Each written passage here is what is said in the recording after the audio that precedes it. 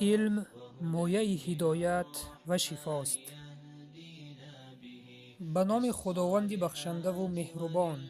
ابن حزم در مداوة النفوس می گوید یکی از فایده های علم این است که وسوسه ها و غم ها و ناراحتی ها را از وجود انسان دور می کند.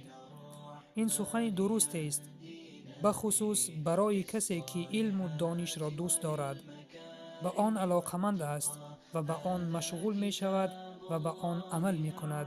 بنابراین فایده و اثر آن بر او نمایان خواهد گشت.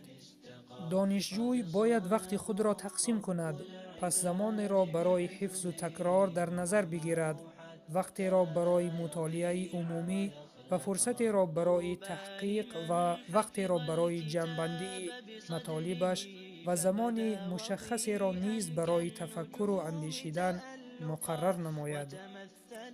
پس ای برادری که در تحصیل علم هستی، وقت خود را غنیمت بدار و برای هر کارهایت وقتی مشخص جدا نما. وقت امانت است از جانب الله که با زر و طلا آن را خریده نمی شود.